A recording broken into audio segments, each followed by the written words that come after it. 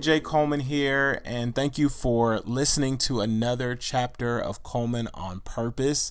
Glad you could stop by to listen to this chapter called Get You a Best Friend. Usually when I get on here for the intro, it's like this synopsis of how my life has been going a little bit and just kind of catching you up to where I'm at. And honestly, right now, I'm telling you, July has been Julying for me. It has been such an interesting month for me, probably the most interesting thus far this year, maybe because we're like halfway through the year and just so many different things are coming up and just challenges and different things that come along with life. You know, life does this to us sometimes. So I have to say it's great to have friends in your corner or even people checking in on you during times like this. Whenever I find myself kind of coming off of social media a little bit or pulling back from things, I know that I need to get my being together. So that's kind of what I've been doing, and I still wanted to come on here and give you another chapter of Coleman on Purpose. This one is a very interesting chapter where I'm discussing friendship and having someone close to you and kind of making sure that you have some type of backing when times get rough, just like what's been going on with me right now. And so when I come back on here, I'm going to read you something that I found that was very interesting. As I was thinking about doing this chapter a couple of months ago, I came across something in a book I was reading. I'm going to share that with you after we're done with this chapter. And I'm also going to let you know about something special that I'm putting together for you on Coleman on Purpose. So stick around, and here is chapter 8. All right, let's get into my truth. And I am coming to you with this chapter today from my hotel room. Yes, I took all of my podcast equipment, put it in my suitcase, and took it with me on the road, traveling, staying busy. But I wanted to make sure that I did this chapter today because I'm at this special time in my life where even though I wrote the notes out for this chapter like sometime last year or the beginning of this year, I find it so funny that the junction that I'm at in my life right now actually coincides with what this chapter is actually about. It's called Get You a Best Friend, and it's so funny that that is where we're at because just recently I had a friend, one of my best friends, come down to visit me, and you can't have more than one best friend, I just put it that way. But my great friend that's been we've been friends since like elementary school, came down to North Carolina to visit me, and it was a wonderful time. Like, we always, when we're together, we just get back right to that pace that we've always been on. You know, even if we've stopped talking for a long period of time, we jump right back in, and that's what's so wonderful about that. And I wanted to make sure I talked about this right now while I'm in the moment. Even though I had written all this before, I wanted to make sure that I included some things that I've observed over the past few weeks when a lot of different things at this junction in my life have been happening in terms of learning about friends and friendship and what it truly means to you in your life, in your existence.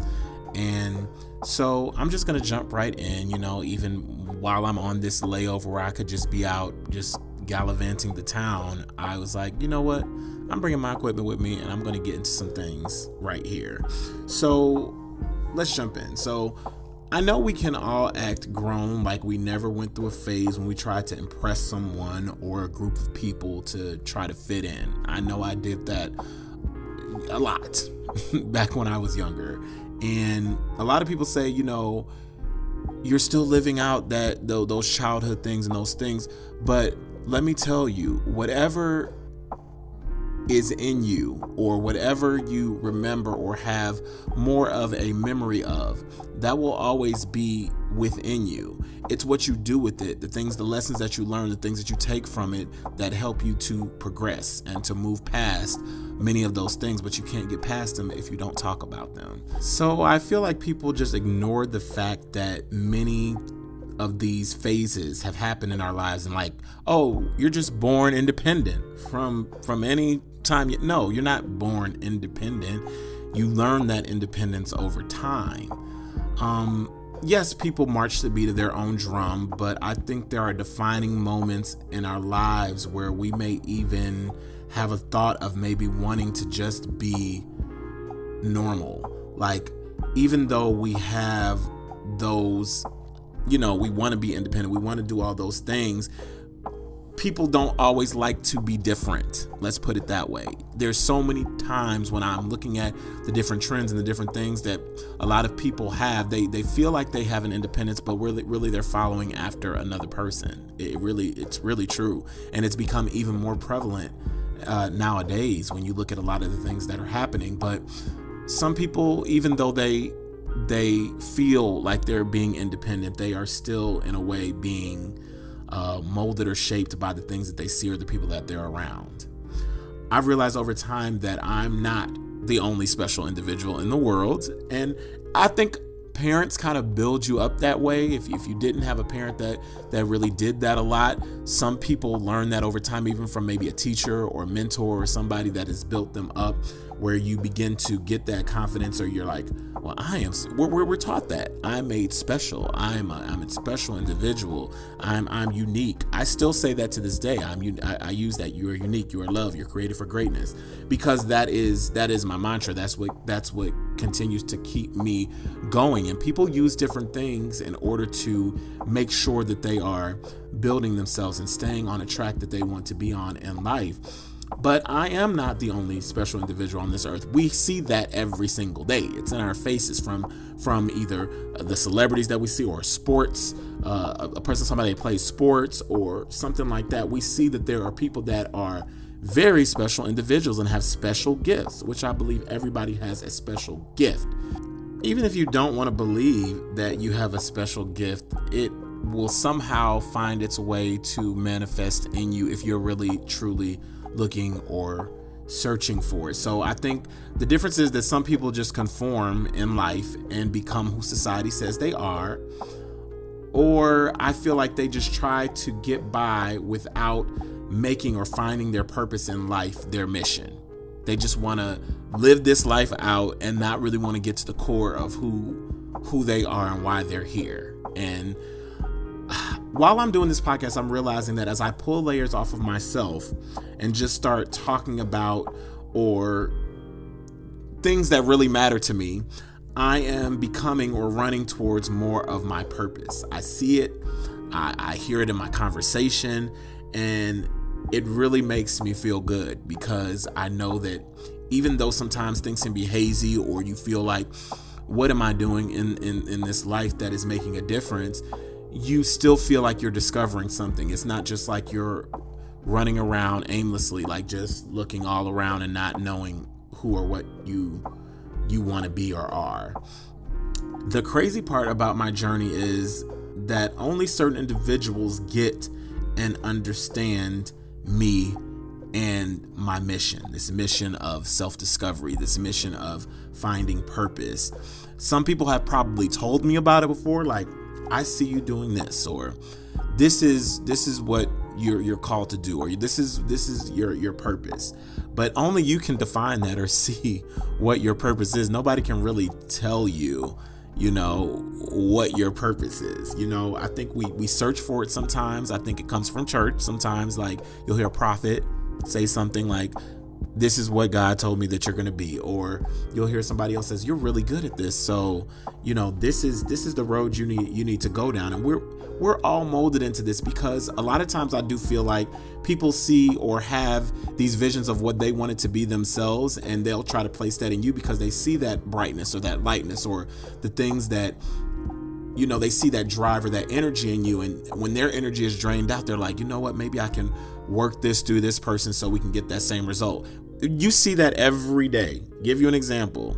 Let's talk about, how Serena and Venus, their father pushed and pushed them, and he saw something different in them. But you can't tell me that he didn't want better for himself, or he wanted something more than what he had. He felt like he was too maybe old to do it, or maybe he was trying to find another venture to be like, you know what, I'm gonna push these girls to success because I wasn't able to do everything I wanted to do. And it was a drive. It was he was really trying to get that out. And I feel like a lot of times parents or other people can push that onto you without you even being able to find your purpose, and then you're lost in the sauce by the time you get to that height of, you might get what they wanted you to have, but is that even what you really wanted to do? I remember seeing a movie just recently. It was called Pastor Stu, where a guy was out here and, his family had said, you need to be a priest. And that's all you're going to be. That's what you're going to be. And he went and he thought he wasted his whole entire life because that's never what he really wanted to do. So we can allow people to do that. But I'm getting back to my point that many people see that drive or that purpose in me, and those are the people that understand it. And so I gravitate to those people. I go towards and I run towards people that actually see that daily. I'm meeting people that, you understand what I'm talking about. You get it. So it's necessary to do this. I feel like people should run towards people that are like this, because you start to understand what you need to build on the foundation of your purpose. I told a story a few chapters ago about my family and meeting with them for Thanksgiving, and how I felt like a different person around certain family members. And so I started making the decision to not put myself into those compromising situations until I have a better grasp on who I am as a whole. So, like I said, many of them have never met this other side or this purpose person that's driven towards something greater or something that they have a passion for. They've never met that side of me. And I wonder sometimes how it would feel for them to meet that person, or how I would feel introducing that person to them, something like that. And I say that in essence gives me a sign that I may not be where I want to be or need to be at this time in my journey with myself. So in order for me to be able to insert myself into places like that, I need to have some type of wholeness to where I'm comfortable enough to be that purpose-driven person, or have that outtake. I shouldn't shrivel up into this ball every time I'm around certain individuals. Let's put it that way. But that's why I feel like having a best friend or someone around you that understands that or gets that, where you can totally be yourself and immerse yourself in the realness of you, is such an important factor. You should never feel uncomfortable with a best friend telling them anything or letting them into those intricate pieces of you that make you who you are. That it's so crazy that people actually want to become, best friends with people that don't even know you in general, that don't even know what your purpose or what what your heart is. They have no idea what your heart is. You're just trying to do it for a look or an aesthetic. And who wants to do that? How is that helping you reach where you want to be? That is the essence of having someone that really and truly understands you. And it's such an important piece. So I think I'm working on ways to let these people see me in any setting. That's not just best friends, but when I'm able to function within, of course, the best friend realm I'm able to function in, but I should be able to come into that wholeness where I'm able to function in any environment and walk into any environment being the truest form of myself. So I am a work in progress. That's what I'm doing. That's what I'm trying to work towards.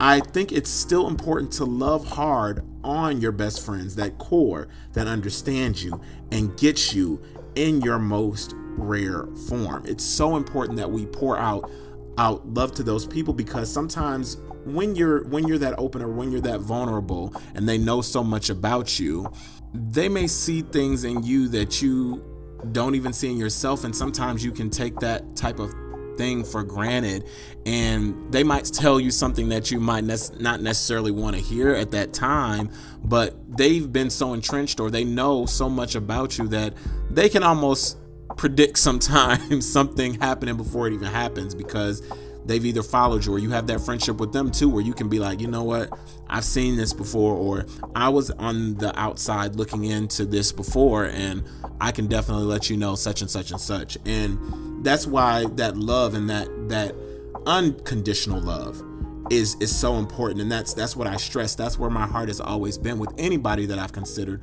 a real close friend. And that's why we have to do that. I think that even when it comes to, immediate family, I've come to a place of more openness and not putting on a show to please them or trying to give them a watered down version of myself. By doing this, I'm putting myself first. I'm learning to love me and everything that is within me by doing that. Not just to put on this face like everything is okay and I'm cool all the time, but it's actually an inner peace that you get when you're able to really express yourself in all settings. And that's what's so important to me. So I really thank God for placing best friends that are throughout this world that understand and help me to not feel alone and make me feel comfortable with never changing and always being myself. I've said this time and time again. My best friend has always told me, thank you for being you. Thank you for being yourself. Never change that. Never move away from what that is that's in you. It almost makes me remember back in the day when we used to sign our yearbooks. And do you remember when people would actually write in your yearbook? It'd be a really famous quote to say in a yearbook: never change, always stay the same. It would be something like that on that order. And now that I think back at that nowadays, that is so true. It holds a whole new meaning to me. I think somewhere within those stages of growth in high school, all the changes and the conforming sometimes that I would do and the non-conforming, there was a glimpse of the real me that glared through during those times.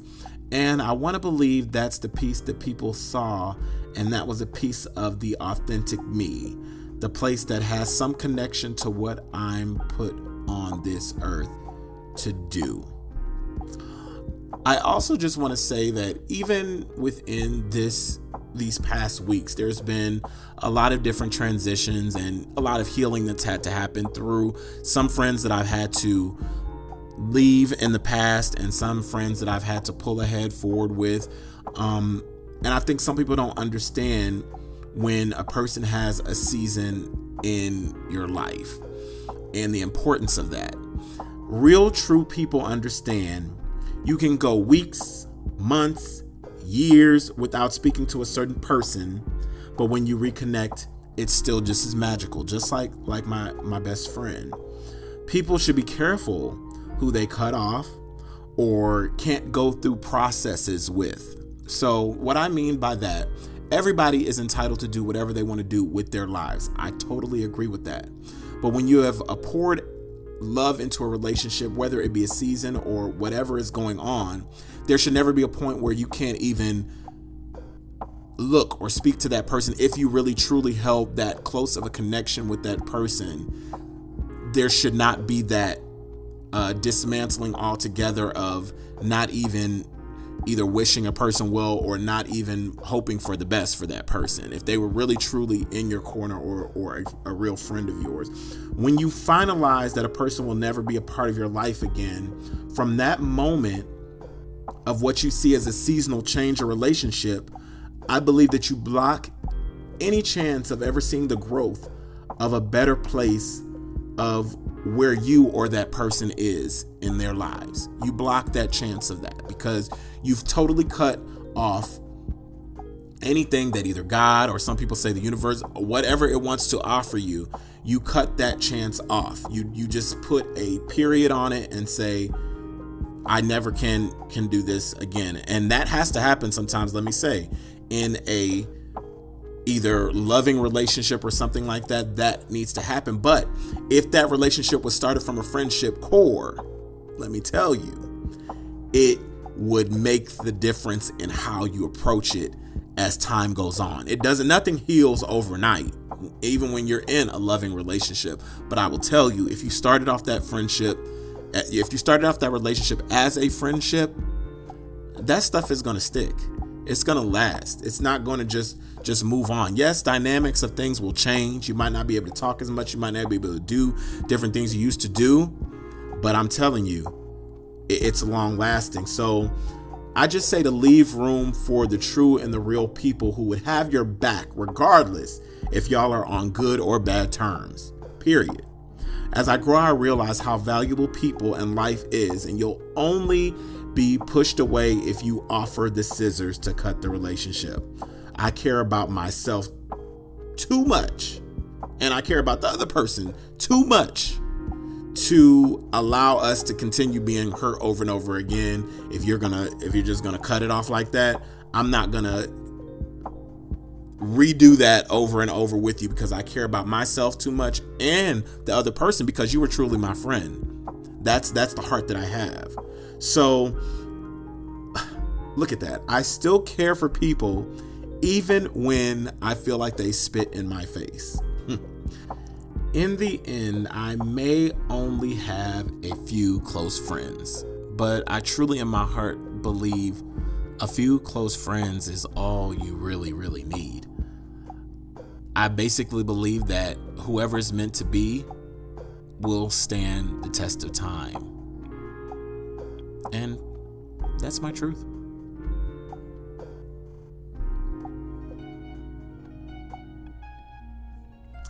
And that completes chapter 8. Get you a best friend. If you're on a journey to find that best friend, or you're trying to find your tribe, they are out there. They are waiting for you. They are there somewhere in this world. So just keep plugging away. And while you don't have a best friend, there is always God you can talk to. And I have found that helpful many times. So I wanted to share something with you.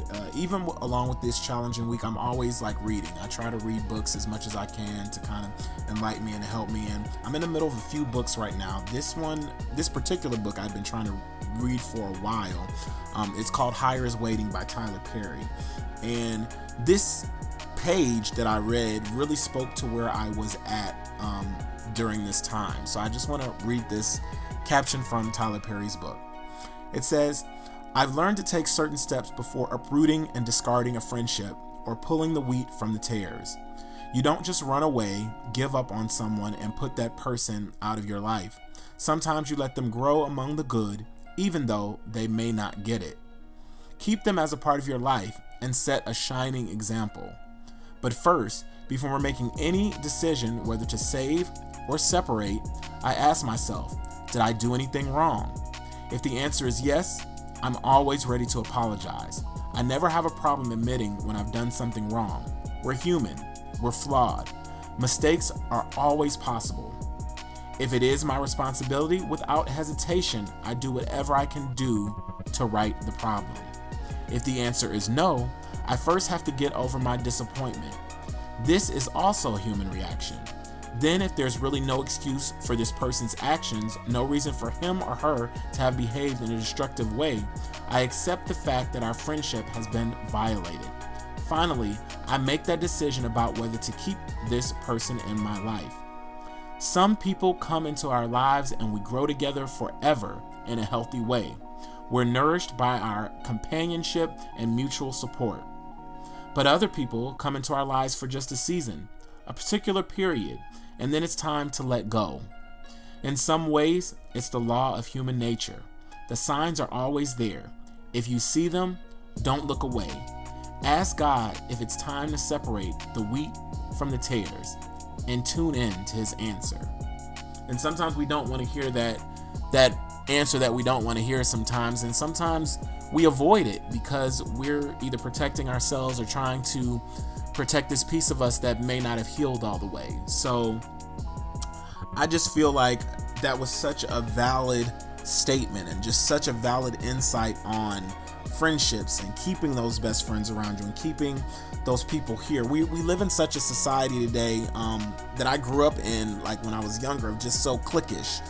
We like to make these cliques or these things I like to call now tribes. And I've tried to look for the longest, like trying to find my tribe, trying to find the perfect group of people that would be there, those ride or dies. But sometimes I just feel like I am separate. I am created separately, and they talk about this all the time, being separate, being separated, being different. And it's hard sometimes to walk that road. But I still am on the path to trying to find those people or that tribe that is going to help me through each of those periods of life that I go through. So it's very interesting. I've been enjoying this chapter so much, and I couldn't wait to have it out. I did want to mention before I go today that I'm going to do something very special. I really haven't done this yet, but there's been so much on my mind lately that I do want to do something separate from the chapters that I've been doing right now, something kind of in present time, which my chapters are starting to catch up with where I am right now. But this particular topic I want to discuss, and it's going to be kind of like off the record. So it's going to be a special episode of Coleman on Purpose, away from what I've been doing with the chapters, and it's just going to come when I release it.